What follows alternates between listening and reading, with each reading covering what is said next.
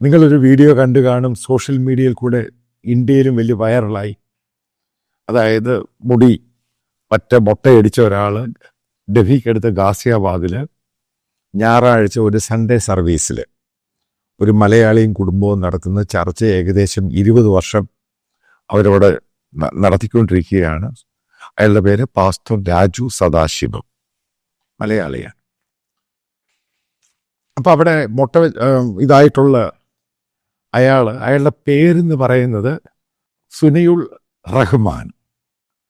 അതായത് ഇയാൾ ബേസിക്കലി ഇന്ത്യക്കാരനല്ല, ഇയാൾ ബംഗ്ലാദേശിയാണ്. ഇയാളൊരു മുസ്ലിമായിരുന്നു. 2013 മുമ്പ് ഇയാൾ ബംഗ്ലാദേശിൽ അവിടെ മദ്രസയെ പഠിച്ച് ഢാക്ക മദ്രസയിൽ പഠിച്ചിട്ട് അവിടെ സോഷ്യൽ മീഡിയയിലുള്ള സംഭവങ്ങളെല്ലാം ഇപ്പോൾ ഓരോന്ന് പുറത്തു വരാൻ തുടങ്ങി. ഏറ്റവും കൂടുതൽ ക്രിട്ടിസൈസ് ചെയ്തത് ഹിന്ദു ഭഗവാന്മാരെയാണ്.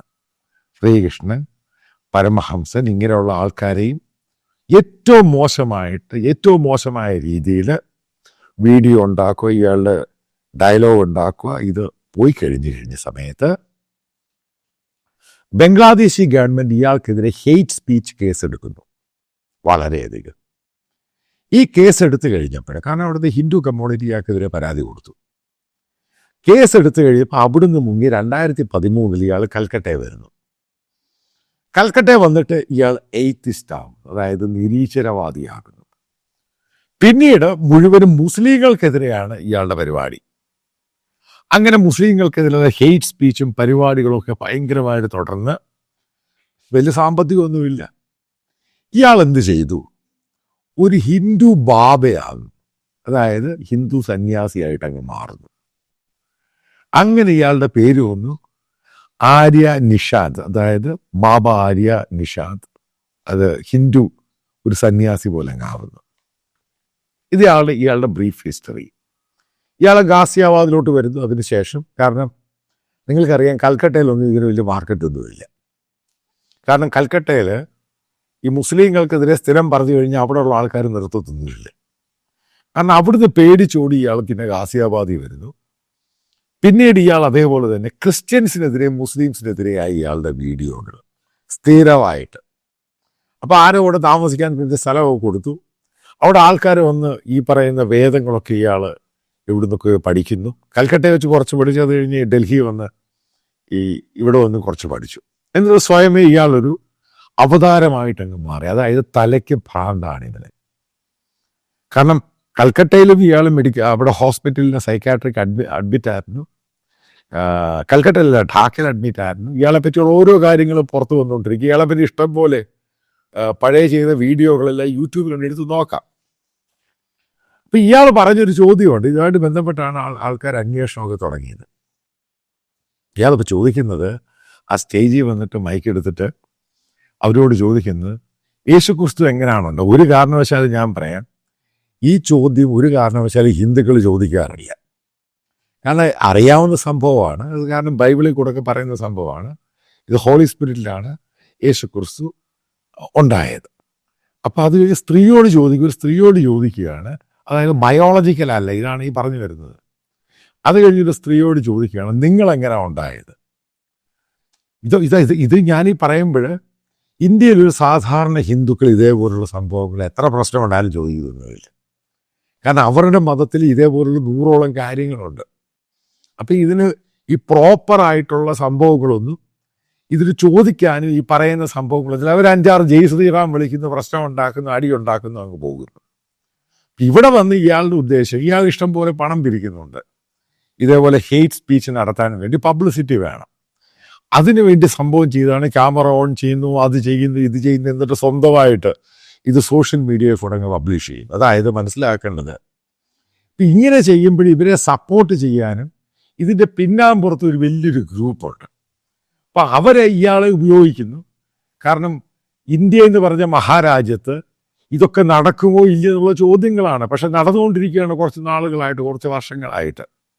അതായത് ഒരാൾക്ക് 10 പേർക്ക് ഒരു വീട്ടിൽ പോയി ഇരിക്കാനോ അവിടെ നിന്ന് പ്രാർത്ഥിക്കാനോ പറ്റത്തില്ല. ആ രീതിയിലോട്ട്, അതായത് ഒരു കമ്മ്യൂണിറ്റിയെ മാത്രം മതി, മതരാഷ്ട്രമാക്കി അങ്ങ് മാറ്റുന്നു. ഇതിൻ്റെയുള്ള തയ്യാറെടുപ്പിൻ്റെ ഭാഗമായിട്ട് ഈ ഒരു ബംഗ്ലാദേശി പഴയ എക്സ് മുസ്ലിമിനെ ഉപയോഗിക്കുന്നു. ഇതാണ് ഇതിൻ്റെ സംഭവം. അല്ലാതെ നിങ്ങൾ ഉദ്ദേശിക്കുന്ന പോലെ വലിയ പാർവതീകരിച്ച് ഈ സംഭവത്തിൽ അതിൻ്റെ ഒരു പുറയിൽ ഒത്തിരി ആൾക്കാരുണ്ട്. അതായത് ഈ തലയ്ക്ക് ഭ്രാന്ത് പിടിച്ചവനെ ഉപയോഗിച്ച് ഇതേപോലെയുള്ള അറ്റാക്കുകൾ സ്ഥിരമായിട്ട് നടത്തുക, ഭയപ്പെടുത്തുക.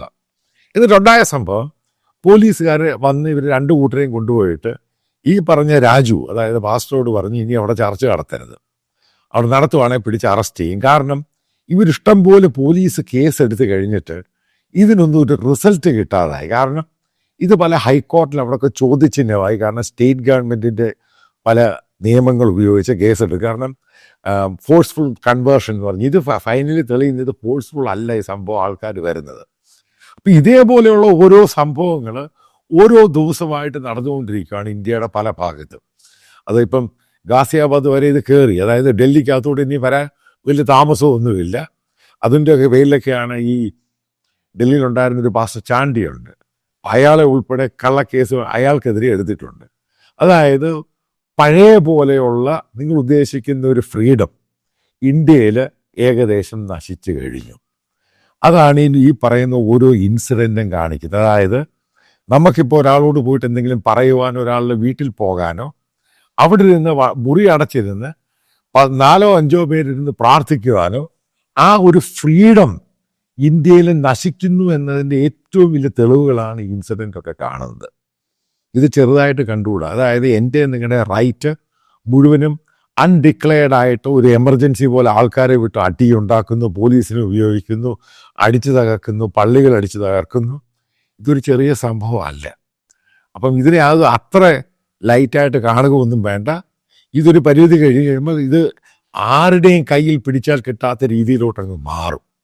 പിന്നെ ഫർദർ ഉണ്ടാകുന്ന സംഭവം നിങ്ങൾക്കറിയാം ഇത് ഏത് രീതിയിലാണ് ഗ്ലോബലായിട്ടും ഡൊമസ്റ്റിക്കായിട്ടും ചെന്ന് നിൽക്കുന്നത്.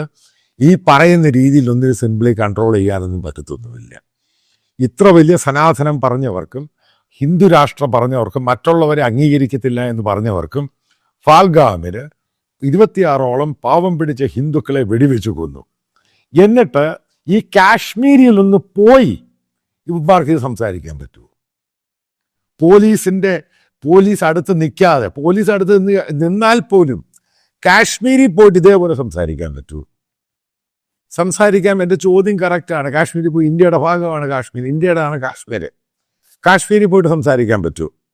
അപ്പോഴറിയാം ഇവർക്ക് എവിടെ ഇത് സംസാരിക്കാൻ പറ്റും. പാവം പിടിച്ചവൻ്റെ തോളെ കയറുക, പാവം പിടിച്ച മുസ്ലിമിൻ്റെ ബീഫിൻ്റെ പേരിൽ അവൻ്റെ തോളെ കയറുക, ഇവൻ്റെ തോളെ കയറുക. കാരണം ഇതൊക്കെ നടന്ന് കണ്ണടച്ചു കൊടുക്കാൻ ഇവിടുത്തെ പോലീസും അഡ്മിനിസ്ട്രേഷൻ തയ്യാറായിട്ടുണ്ട്. കാരണം അവരാണ് ഭരിക്കുന്നത്. അതായത് സാധാരണക്കാരൻ്റെ ജീവിതത്തിൽ കിട്ടേണ്ട അവൻ്റെ ഫ്രീഡം, അതായത് നമ്മുടെ ഫോർ ഫാദേഴ്സ് നമുക്ക് തന്നത്, അതില്ലാതാക്കി അതിനെ നശിപ്പിക്കാൻ ശ്രമിക്കുന്നു. അതിന് ബംഗ്ലാദേശി മുസ്ലിമിനെ ഉപയോഗിക്കുന്നു, മറ്റുള്ളവരെ ഉപയോഗിക്കുന്നു, ഗുണ്ടകളെ ഉപയോഗിക്കുന്നു, തലയ്ക്ക് വെളിവില്ലാത്തവരെ ഉപയോഗിക്കുന്നു. ഇതൊരു ഇന്ത്യയിലെ ദിനചര്യയായിട്ട് മാറിയിട്ടുണ്ട്. മോദി ഭരണം ഇന്ത്യക്ക് ചെയ്ത വലിയൊരു കോൺട്രിബ്യൂഷനാണ്.